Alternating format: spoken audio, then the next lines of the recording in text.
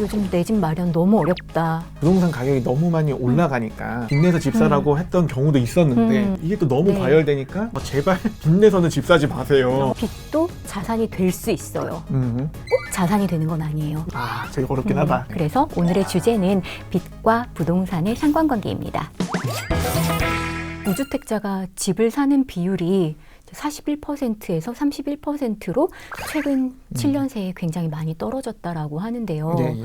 직장 근로자의 평균 월급 또는 평균 연봉 대비 아파트 가격 이렇게 비교했을 때 뭐 지금 뭐 네네. 20년이다, 30년이다, 네네. 뭐 맞아요. 40년이다 이런 얘기들이 나오는 걸 보면은 네네. 뭔가 집을 산다라는 게 점점 더 어려워지고 있는 거는 확실한 것 같아요. 네, 맞습니다. 뭐 예를 들어서 5천만 원씩 버는 직장인이 있다라고 했을 때 아파트가 5억이라고 하더라도 사실 요즘 5억보다도 너무너무 많이 비싼데 그렇죠, 그렇죠. 5억짜리 아파트를 산다라고 할지라도 5천만 원을 한 푼도 안 쓰고 10년을 모아야 살 수가 그러니까요. 있는 거잖아요. 그러니까요. 네, 근데 만약에 그 중에서 40%를 대출을 네네네. 받았다라고 한다면 6년이면 살 수 있게 되는 거죠, 그렇죠? 그렇죠. 예. 6년이면. 2억은 대출로 빌릴 수 있는 거고 3억을 모아 놓다면은 10년이 네. 6년으로 줄어서 5억에 해당하는 이 부동산 자산을 내가 얻을 수 있게 되는 네네. 그런 개념인 거죠. 집을 사기 위해서는 대출을 받을 수밖에 없는 그러한 그렇죠. 상황인 것 같아요. 그렇죠?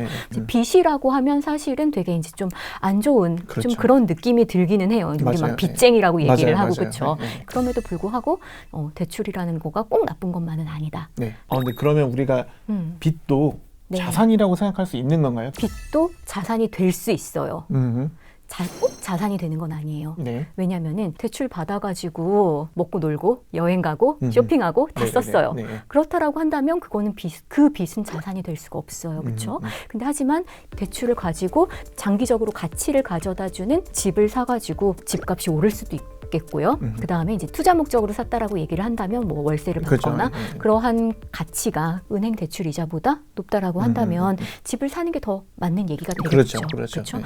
여러분들이 이 빚을 낸다라고 하는 거를 미래 내가 벌 수 있는 소득을 끌어다가 쓰는 거다. 현재의 자산으로 바꾸는 거다. 네, 맞습니다. 결국에 네. 이 관점으로 우리가 생각을 해서 뭐 종잣돈 또는 자본금과 이 대출로 얻은 부채, 빚과의 어떤 밸런스를 잘 맞춰나가는 게 네, 맞아요. 중요하겠다. 네. 이 관념을 우리가 가능하다면 아주 어릴 때부터 가르칠 필요가 있을 것 같아요. 진짜 그런 것 같아요. 네, 자산 관리는 누구든지 그렇죠. 네, 현대를 살아가는 사람이라면 누구든지 해야 되는 거다라는 거를 저는 좀 적극적으로 그다음에 아주 어릴 때부터 좀 가르치면 좋을 것 같아요. 이거를 전혀 그렇게 안 배우니까 딱 이렇게 빌리는 순간부터 뭔가 진짜 숨이 턱까지 차오르고 그렇죠. 결국에 내가 감당할 수 있느냐 없느냐가 제일 중요한 건데 네. 그래서 우리가 요즘 흔히 말하는 영혼까지 끌어모은다는 영끌족이 그래서 약간 위험한 거는 분명한 것 같아요. 그래요, 맞아요. 왜냐면 이거는 네. 사실 앞으로 올라갈 거라는 거에 엄청나게 많은 그 기대를 걸고서 네. 투자한 거랑 마찬가지인 거거든요. 네네. 그래서 이 믿음은 사실 시장 상황에 따라서 언제든지 꺾일 수 있는 건데 맞아요. 영끌족들은 과연 이거를 네. 감당할 수 있겠느냐. 물론 그 선택을 할 수밖에 없는 상황이라는 거는 저도 충분히 이해하지만 그렇죠. 이게 과연 감당 가능할까? 네네. 이게 과연 지속 가능할까? 네. 라고 하면은 저라면 저는 사실 못할 것 같아요. 네. 네. 그래도 그나마 1가구 1주택까지는 괜찮아요. 그렇죠. 네, 그렇죠. 영끌이라고 하더라도 이제 2주택자부터는 영끌을 했을 때 진짜 조금 문제가 될 수도 있는 거죠, 사실은. 그렇죠. 왜냐면은 2주택자 같은 경우에는 현재 기준으로는 아예 주택담보대출 자체가 안 돼요. 그렇죠. 지금은 안 되죠, 이제. 네, 뭐 신용대출도 요즘은 또 그 제한이 또 걸려요. 그래서 네. 결국에는 안 좋은 대출 상품들, 네네. 네, 2금융권이나 맞아요. 아니면 3금융권이나 네. 이런 곳을 통해서 사채.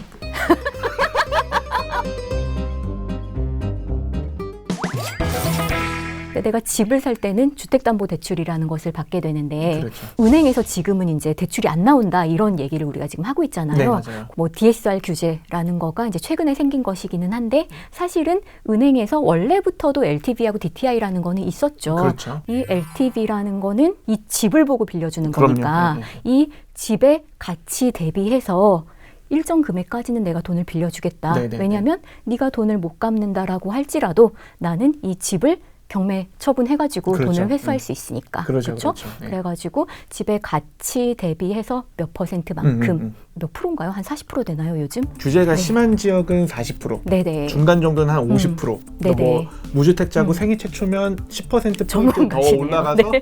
뭐 60% 네. 뭐 이렇게까지도 해주거든요. 네네. 그래서 어쨌든 50% 내외, 집값이 5억 원이면 최대 뭐 2억 5천 정도까지만 네네. 어쨌든 LTV 기준으로는 네네. 그렇게 만들어진다라고 이해하면 될 것 같아요. 그 다음에 DTI. 라는 거는 DTI가 사실 제일 헷갈리는 개념 중에 하나라고 저는 생각을 해요. 내 소득 대비, 내 수입 대비해서 빚이 네. 어느 정도냐라고 네네. 얘기하는 건데 사실 원리금 상환액이에요. 빚으로 인정되는 범위 안에 있는 것의 원리금 상환액을 합산해가지고 네네. 넘으면 안 된다. 이렇게 얘기하는 게 DTI거든요. 네, DTI라는 개념은 내가 이 사람한테 집을 보고 빌려준 거기는 하지만 그렇죠. 그럼에도 불구하고 내가 경매에 들어가는 건 귀찮잖아요. 그럼요. 은행 그럼요. 입장에서. 네, 그러니까 일단은 이 사람이 원리금을 갚을 능력이 있느냐를 보겠다라는 거예요. 그렇죠? 네. 이 사람이 얼만큼 버니까 그중에 이만큼은 대출 갚는 데 사용할 수 있을 거야 라는 가정하에 은행 입장에서는 그럼 내가 회수하는데 크게 문제가 없을 거야. 그렇죠. 이렇게 해서 DTI라는 것이 있었던 건데 이거가 이제 뭔가 집값을 잡기 위한 규제로 사용이 되고 있는 거예요. 그렇죠? 그렇죠. 그러다 보니까 DSR이라는 거가 생기게 됐고 이 DSR 규제도 점점 빡세지고 있잖아요. 점점 빡세지고 엄청나게 있어요. 빡세지고 네, 있어요. 점점 빡세지고 있는데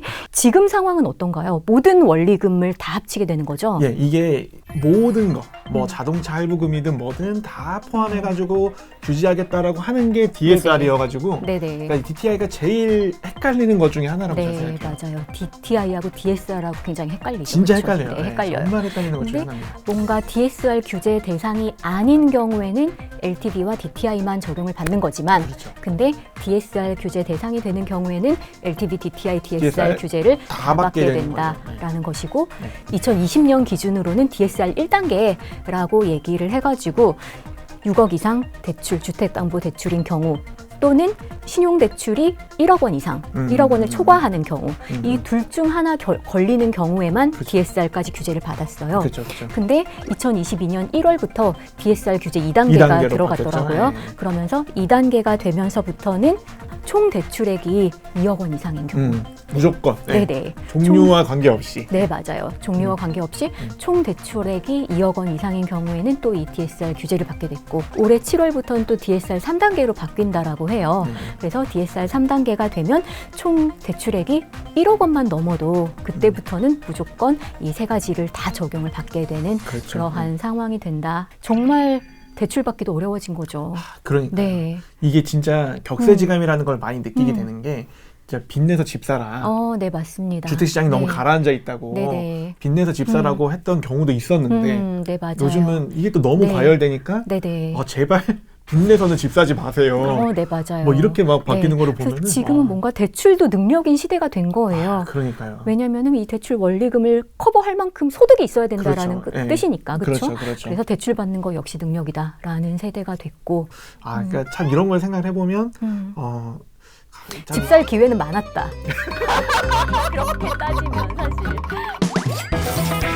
지금까지는 집값이 올라왔지만 네네. 앞으로는 또 어떻게 될지 모른다. 모르죠. 네, 그렇긴 한데 어떻게 생각하세요, 교수님은? 되게 어렵긴 하다. 네. 좀 조심스럽긴 한데. 그렇죠.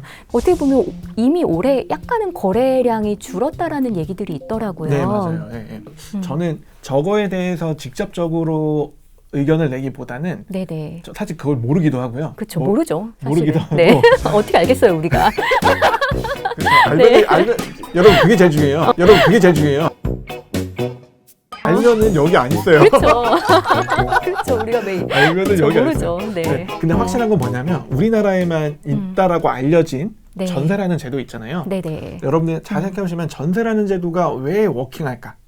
이게 왜 우리나라에만 있을까라고 네. 생각을 해보시면 네네. 전세라는 제도는 사실 집값 상승을 전제로 하고서 작동하는 제도예요.